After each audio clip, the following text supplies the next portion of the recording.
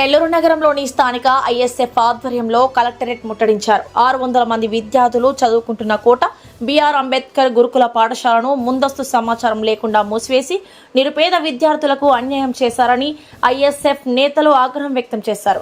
అన్యాయాన్ని ప్రశ్నించేందుకు నెల్లూరు కలెక్టరేట్ ను ముట్టడించారు. తరగతులు ప్రారంభమై 2 నెలలు గడిచాయని, గురుకుల పాఠశాల ప్రాంతంలో ఐఐటి అకాడమీ ప్రారంభించాలని, అందుకే పాఠశాలను మూసివేస్తున్నామని, ప్రిన్సిపల్ ఇప్పటికిప్పుడే హాస్టల్ ని ఖాళీ చేయాలని, లేని పక్షంలో పోలీసుల ద్వారా ఖాళీ చేయిస్తామని చెప్పడం అన్యాయమన్నారు. ఎంతో విలువైన 4 ఎకరాల భూమి కోసం కుట్ర పన్నుతున్నారని ఐఎస్ఎఫ్ నేతలు ఆరోపించారు. విద్యార్థులకు న్యాయం చేసే వరకు పోరాటం కొనసాగుతుందన్నారు.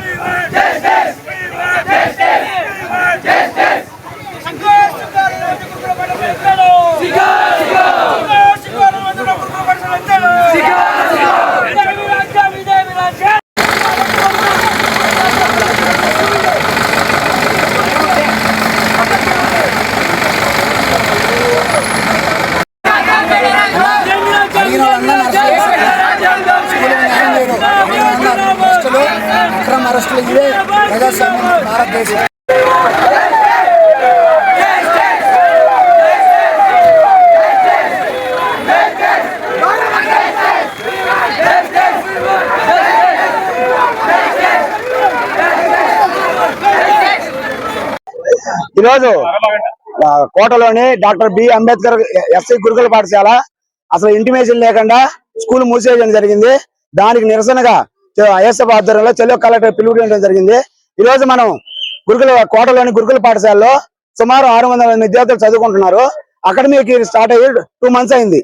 ఈ 2 months అయ్యి కనీసం పేరెంట్స్ కి ఇంటిమేషన్ ఇవ్వకుండా గత నెల 18వ తారీఖు కాలేజీ ప్రిన్సిపల్ గారు ఎవరైతే ఉన్నారో పేరెంట్స్ అందరూ ఫోన్ చేసి 19వ తారీఖు అందరూ ఆదివారం ఇక్కడికి రావాలని చెప్పి ఇంటిమేషన్ ఇచ్చి పక్కా సమాచారం, పక్కా ప్లాన్ తో పోలీసుల సమక్షంలో పోలీసులను పిలిపించి మీ పిల్లలకి ఇక్కడ ఇంక నుంచి స్కూల్ ఉండదు, హాస్టల్ ఉండదు, మీ పిల్లలందరినీ తీసుకొని మీరు ఇంటికి వెళ్ళిపోండి, మీరు కానీ ఏదన్నా దౌర్జన్యం చేసినా టీసీలు అడిగినా సరే పోలీసుల చేత లాఠీ చార్జీ చేయించని లాఠీ చార్జీ చేసి కొట్టించి మరి ఇక్కడ పంపిస్తామని వాళ్ళని భయభ్రాంతులు గురి చేసి వాళ్ళకి దగ్గరుండి పోలీసుల దగ్గరుండి మరి టీసీలు ఇప్పించి నేను ఒకటే అడుగుతున్నా ఐఎఫ్ ద్వారా కనీసం ఒక స్కూల్ మూసేసేటప్పుడు కనీసం ఇంటిమేషన్ ఎవరా అకాడమిక్ స్టార్ట్ అయ్యే ముందు ఏం చేస్తున్నారు?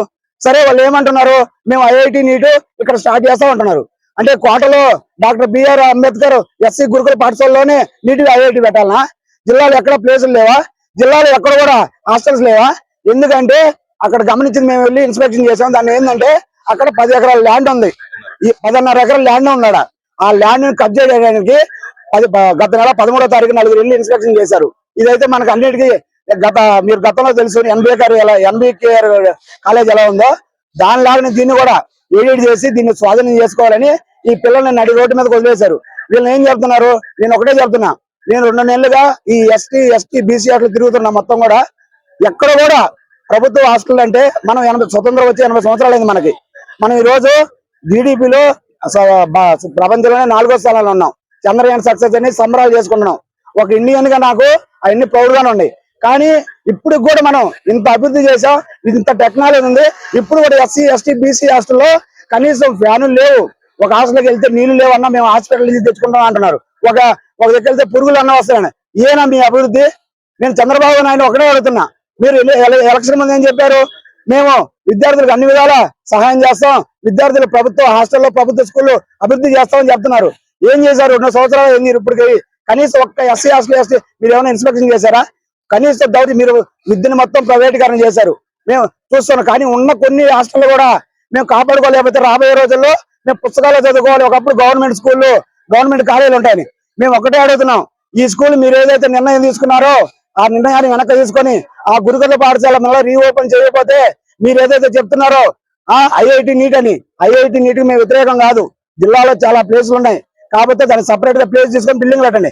అంతేగాని ఇక్కడ ఉన్న పిల్లల్ని తీసుకుని రోడ్డు మీద ఇడిచి కనీసం మేము అక్కడ 600 మంది పిల్లలు ఉంటే 3 హాస్టల్కి కనీసం వాళ్ళు వెళ్ళి చెప్పని కూడా పేరెంట్స్ ని పిలిచి మీ ఇష్టం వచ్చిన కాడ సాగమని చెప్తున్నారు. అక్కడికి వెళ్ళి పిల్లల పరిస్థితి చూసి ఎలా ఉంది? కనీసం అక్కడ 100 మంది స్ట్రెంత్ అయితే ఎత్తుకెళ్ళి 200 మంది వేశారు. ఎక్కడైతే చదువుకుంటున్నారో అక్కడే తింటున్నారో అక్కడే పడుకుంటున్నారు వీళ్ళు. మేము చాలా దారుణంగా ఉన్న పరిస్థితి చూసాం. మేమైతే స్కూల్ మళ్ళీ రీఓపెన్ చేసిన దాకా ఉద్యమాలు చేస్తాం. మీరు అది ఇది కాదంటే రేపు ఐఎస్ఎఫ్ భద్రలో ఆమరణ నిరాహార తీసుకొని వెనకాడను, అసెంబ్లీ ముట్టడించడానికి మేము వెనకాడం. ఇవేం తెలియజేస్తున్నాం. ఏదన్నా ఉన్న పేరెంట్స్ వచ్చారు, వాళ్ళని మాట్లాడండి. ఈ రోజు కోటలో వైఎస్ఆర్సీపీ నాయకులు ఏమయ్యారు? వైఎస్ఆర్సీపీ కార్యకర్తలు ఏమయ్యారు? వైఎస్ఆర్సీపీ ఎమ్మెల్యేలు ఏమయ్యారు? మీరు టీడీపీ పెట్టే టీడీపీ ప్రభుత్వం పెట్టే కేసులు భయపడుతున్నారా? లేకపోతే వాళ్ళతో కొమ్మక్కై మీరు కూడా సైలెంట్ గా ఉన్నారా?